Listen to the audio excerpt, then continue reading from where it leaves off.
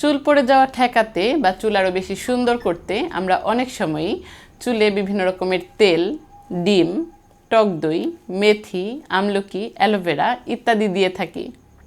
খেয়াল করে দেখুন, এগুলোর বেশিরভাগই কিন্তু বেশ পুষ্টিকর খাবার।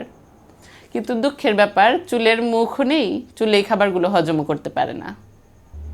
একজন সুস্থ মানুষের চুল কিন্তু মাত্রাতিরিক্ত ঝরে পড়বার কথা নয়।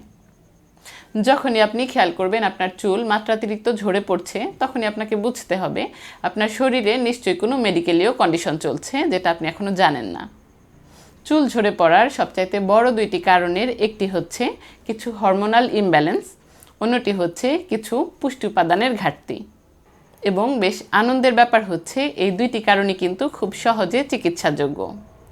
সঠিক সময়ে সঠিক চিকিৎসা যদি আপনি নিতে পারেন, তাহলে কিন্তু অতিমাত্রায় চুল ঝরা অনেকাংশেই আপনি রোধ করে ফেলতে পারবেন। তাই যখনই খেয়াল করবেন মাত্রাতিরিক্ত চুল ঝরে পড়ছে, আর এক মুহূর্ত দেরি করবেন না, একজন চিকিৎসকের চিকিৎসা নিন। ধন্যবাদ।